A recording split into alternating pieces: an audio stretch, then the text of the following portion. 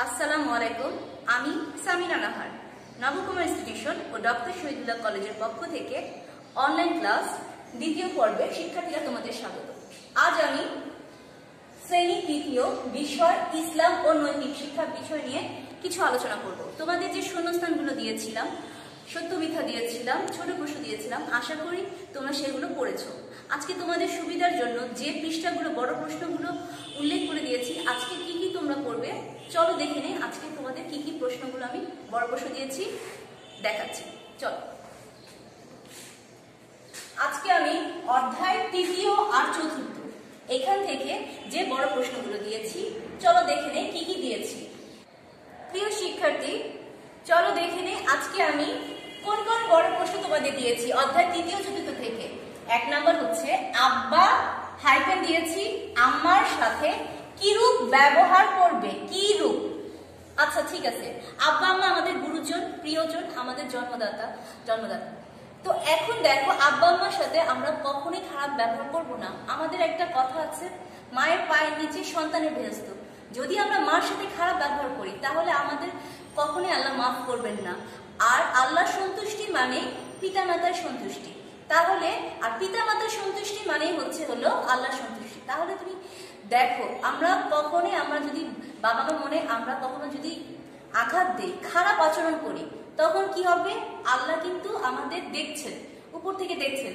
তো তখন কিন্তু আমরা যখন মা বাবা কষ্ট দেই, মা বাবা মনে যে কষ্ট, তখন সেখান থেকে তোমাদের কখনোই তোমরা ভালো করতে পারবে না, তোমরা কোনো জিনিস কিছুই করতে পারবে না। শিক্ষার্থীরা শোনো, যে আমাদের তাহলে কিভাবে করতে হবে? সবাই ছোট বড় সবাইকে সালাম দিতে হবে। সবার প্রথম আমাদের আব্বা আম্মাকে সালাম দিতে হবে, তাদের সাথে সবসময় ভালো আচরণ করতে হবে, তাদের কথা মতো চলতে হবে, তারা যে আদেশ দেয়, উপদেশ দেয়, সবসময় মেনে চলতে হবে। শিক্ষার্থীরা, যেহেতু তোমাদের বড় প্রশ্ন, তাই তোমাদের বড় প্রশ্ন শুরুতে তোমরা 1 নং প্রশ্নের উত্তর যেটা আছে সেটা লিখবা। প্রথমে আমাদের আব্বা আম্মার সালাম দিতে হবে, তাদের কথা মতো চলতে হবে, তাদের খারাপ আচরণ করা যাবে না, তাদের এইরকম যে কথাগুলো বলেছি সেটা 5টা বাক্যে বা 6টা বাক্যে লিখে তোমরা বড় প্রশ্নগুলো সম্পূর্ণ করবে। তাহলে আমাদের দ্বিতীয় প্রশ্নটা কি হচ্ছে? সালাম দেওয়া হাইফেন নেওয়ার নিয়ম লেখো। আচ্ছা, সালাম জিনিসটা কি তোমাদের আগে বলেছি। আমরা শুরু কি করি? আসসালামু আলাইকুম, ওয়ালাইকুম আসসালাম। যে প্রথম বলে আসসালামু আলাইকুম সেটা হলো সালাম দেওয়া, আর যে জবাবে ওয়ালাইকুম আসসালাম বলে সেটা হলো সালামের জবাব না, সালামের যে দিলাম সেটা আমরা গ্রহণ করলাম। তাহলে এটা নিয়ম কি? সবাই যে আগে দেখবে, যাকে আমাদের দেখা হবে, শুরুতে আমরা সালাম দিব, সালাম কুশল বিনিময় করব, আর তার জবাবে আমরা সালামের জবাব দিব। তাহলে যে সালামটা দেওয়ার নিয়মটা তোমাদের বললাম, সেটা তোমরা আরবিতে ইচ্ছে করলে লিখতেও পারো বা বাংলায় উচ্চারণ লিখতে পারো। আর চাইলে এটার অর্থটা কি দেখো, সালামের অর্থ কি? আপনার উপর শান্তি বর্ষিত হোক। আর জবাবটা কি বলে? আপনার উপরও, ও বলেছি আপনার উপরও শান্তি বর্ষিত হোক। তাহলে আমরা শান্তির জন্য আমরা যে সালামটা দেই সেটা আমাদের অবশ্যই প্রয়োজনীয়। তাহলে তোমরা দেখলে সালাম দেওয়া নেওয়ার নিয়মটা কিভাবে করতে হবে সেটাও তোমরা একটা ছক করেও করতে পারো, বা 1 2 3 স্টার যেভাবে ইচ্ছা তোমরা দিতে পারো, তোমাদের সুবিধা অনুযায়ী তোমরা সেটা দিতে পারো। চলো দেখি 3 নাম্বার প্রশ্নটা কি আছে। আমরা জীবের প্রতি কিভাবে দয়া দেখাবো? আচ্ছা, জীব জিনিসগুলো কি? আমাদের এই যে পশু পাখি প্রাণীগুলো আছে। আচ্ছা, তোমাদের যখন তোমাদের বাবা মারা বা বড় কেউ বাজারে যায়, তখন আমরা কি কিনে নিয়ে আসি? মুরগি কিনে নিয়ে আসি। তো সেই মুরগিটাকে আমরা কিভাবে করি? আমরা এভাবে ডানা ধরে নিয়ে আসি, পা ধরে নিয়ে আসি। তো আমাদের খেয়াল রাখতে হবে, আমরা যখন তাদের নিয়ে আসবো তাদের যাতে কোনো কষ্ট না হয়। তাই জীবের প্রতি ভালো ব্যবহার করলে আমাদের আল্লাহ সন্তুষ্টি হয়। আমি আগেই বলেছি, আমরা সকলে জীবের প্রতি আমাদের সবই দেখাতে হবে, সেটা পশু পাখি হোক, মানুষ হোক, যেই হোক। তোমাদের ঘটনা থেকে বুঝতে পেরেছো যে তোমাদের কিভাবে লিখতে হবে। তারপর তোমাদের সুবিধার জন্য আমি বলে দিচ্ছি, জীবে আমরা বাজার থেকে কিভাবে আনবো, তাদের যত্ন সহকারে ধরবো, মুরগিটা কিভাবে ধরবো, তোমাদের বইতে উল্লেখ করা আছে। তোমরা বইটা ভালো করে রিডিং করবে, সেখান থেকে বেছে বেছে প্রয়োজনীয় কথাগুলো, আজে বাজে কথা না লিখে প্রয়োজনীয় কথাগুলো লিখে সেই উত্তরগুলো বড় প্রশ্ন দিবে। আর বড় প্রশ্ন 2 3 লাইনে কখনোই শেষ করবে না।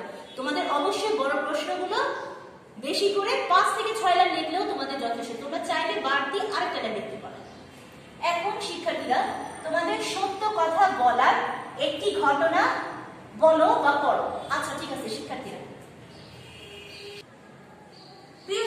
শিক্ষার্থীরা দেখো 4 নাম্বার কি প্রশ্ন বলেছি, সত্য কথা বলার একটি ঘটনা বলো বা করো। এখানে করো থাকতে পারে, বলো থাকতে পারে, আমি লিখছি ঘটনা করো। তো দেখো আমরা ঘটনা করো বলতে বোঝাচ্ছে যে তুমি ঘটনা কিভাবে করবে। একটা আমি ঘটনা তোমাদের বলি। একজন ব্যক্তি প্রায় চুরি করতো, মিথ্যা কথা বলতো। এখন তার মনের মধ্যে একটা আশঙ্কা জাগছে যে আমি যে করছি, চুরি করছি, মিথ্যা বলছি, সেই কাজটাকে আমি ভালো করছি। তখন সেই সাহাবীটা আমাদের হুজুর পাক সাল্লাল্লাহু আলাইহি ওয়াসাল্লাম, মহানবী সাল্লাল্লাহু আলাইহি ওয়াসাল্লামের কাছে এসেছেন। তখন বলল যে নবীজি, প্রিয় নবীজি সাল্লাল্লাহু আলাইহি ওয়াসাল্লাম, আমি আমার চুরি কাজটা ছেড়ে দিতে চাচ্ছি, তাহলে আমি কি করব? তখন বলল তুমি যে কাজটাই করো তোমাকে আগে মিথ্যে কথা বলা ছেড়ে দিতে হবে। তাহলে মিথ্যে কথা ছেড়ে দেওয়া মানে কি? সত্য কথা বলা। তার মানে সত্য বললে তুমি সবকিছু কাজ, খারাপ কাজটা তুমি বর্জন করতে পারবে বা পরিত্যাগ করতে পারবে। তাহলে শিক্ষার্থীরা তোমাদের সত্য বলার প্রতি অবশ্যই গুরুত্ব দিতে হবে।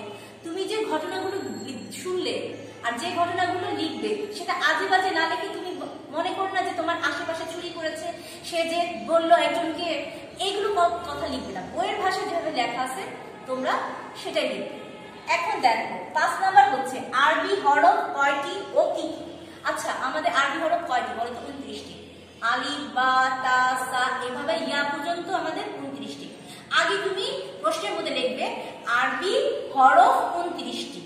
যথা লেখে তুমি একটা ছকে পড়তে পারো বা সরাসরি আমাদের আরবিটা কোন পাশ থেকে লিখতে হয় তোমরা বলো তো? হাতের ডান পাশ থেকে। সেই ডান পাশ থেকে লিখে আরবি হরফ এই পর্যন্ত এসে মানে ইয়া পর্যন্ত লিখতে হবে। এটা লিখে তারপর লাস্টে লিখলে যে আমাদের আরবি হরফ 29টি আছে, এগুলো উল্লেখ করা হয়েছে। প্রিয় শিক্ষার্থী দেখো আমাদের আরো যে প্রশ্নগুলো রয়েছে সেগুলো কি? কুরআন মজিদ পড়া সম্পর্কে মহানবী সাল্লাল্লাহু আলাইহি ওয়াসাল্লাম কি বলেছেন? আচ্ছা, মহানবী সাল্লাল্লাহু আলাইহি ওয়াসাল্লাম আমাদের কোরআন শরীফ পড়তে বলেছেন। সবচেয়ে গুরুত্বপূর্ণ কথা বলেছে তুমি কোরআন তেলাওয়াত করো, প্রতিদিন তেলাওয়াত করো, তুমি নিজে শিখো, অন্যকে শিক্ষা দাও। তাহলে এর থেকে আমরা কি বুঝতে পেরেছি যে শুধু নিজে শিক্ষা গ্রহণ করলে চলবে না, আমাদেরকে অবশ্যই চিন্তা রাখতে হবে যে আশেপাশে যারা কোরআন মজিদ, কোরআন শরীফ পড়তে সমস্যা হচ্ছে তাদেরকে আমরা সাহায্য করব। তাহলে শিক্ষার্থীরা নিজে অর্জন করে সেটা আমাদের নিজের মধ্যে রেখে দিব না, আমরা অন্যকে আগ্রহী করে তুলব যাতে করে তারা কোরআন মজিদটা পড়ার প্রতি আগ্রহ জন্মায়, তাদের সেই কোরআন শরীফটা তারা যাতে ভালোভাবে শিখতে পারে। তাই বলছে নবীজি তোমরা বেশি বেশি কোরআন তেলাওয়াত করো, আশেপাশে যাদের তোমাদের কোরআন জানে না তাদেরকে তোমরা কোরআন শরীফ পড়ার জন্য দাওয়াত দাও আর বলো যে এটা অবশ্যই পড়তে হবে। এখন দেখো আমি দুটো সূরা দিয়েছি, সূরা ফাতিহা লেখো আর সূরা নাস লেখো। প্রিয় শিক্ষার্থীরা তোমরা দুইটা সূরা ফাতিহা কোনটা আমি তোমাদের অল্প কিছু বলি, দেখো তোমাদের মনে পড়ে কিনা। সবার প্রথমে আমাদের যেটা বলতে হয় সূরা পড়ার সময়, আউযু বিল্লাহি মিনাশ শাইতানির রাজিম বিসমিল্লাহির রাহমানির রহিম, এটা বলার পর তারপর আমাদের সূরাটা শুরু করতে হয়। তাহলে ফাতিহা সূরা কোনটা? আলহামদুলিল্লাহি রাব্বিল আলামিন আর রহমানির রহিম। আমি 2 লাইনটা বলে দিয়েছি, তুমি পুরোটা তোমরা বাসায় বই দেখে শিখে নেবে। শিক্ষার্থীরা তোমরা যেহেতু ছোট, 3য় শ্রেণীতে পড়ো, তোমাদের আরবিতে লেখার প্রয়োজন নেই, তোমরা বাংলা উচ্চারণটা লিখে তুলে দিবে। তোমাদের শুধু ফাতিহা সূরা আর সূরা নাসটা কি আগে দেখে নে। সূরা নাস হচ্ছে বিসমিল্লাহির রহমানির রহিম, কুল আউযু বিরাব্বিন নাস মালিকিন নাস। এইভাবে তোমরা যে 6টা বাক্য আছে সেই বাক্যটা তোমরা 1-2 লিখতে পারো, গোল দিয়ে দিতে পারো স্টাডি দিয়ে। 6টা বাক্য তোমরা বাংলা উচ্চারণ লিখবে, তোমাদের আরবি লেখার কোনো প্রয়োজন নেই। শিক্ষার্থীরা তাহলে তোমাদের যে আমি প্রশ্নগুলো শিখালাম দেখো, চলো আবার একটু আমরা আলোচনা করি কি কি প্রশ্ন দিয়েছি। 1 হচ্ছে আব্বা আম্মার সাথে কিরূপ ব্যবহার করব। 2 হচ্ছে সালাম দেওয়া নেওয়ার নিয়ম লেখো। 3 হচ্ছে আমরা জীবের প্রতি কিভাবে দয়া দেখাবো। 4 হচ্ছে সত্য কথা বলার একটি ঘটনা করো। আর হচ্ছে 5 আরবি হরফ কয়টি ও কি কি লেখো। তারপর দেখো চলো 6 নাম্বার কি আছে, কুরআন মজিদ পড়া সম্পর্কে মহানবী সাল্লাল্লাহু আলাইহি ওয়াসাল্লাম কি বলেছেন। 7 হচ্ছে সূরা ফাতিহা লেখো। 8 হচ্ছে সূরা নাস লেখো। প্রিয় শিক্ষার্থীরা তোমরা এটা বাসায় বারবার পড়বে, শিখবে আর বাড়ির কাজ করবে আর বেশি বেশি করে লিখবে। তাহলে তোমাদের থেকে আমি আজকে বিদায় নিচ্ছি, আশা করি তোমরা ভালো থাকবে। আল্লাহ হাফেজ।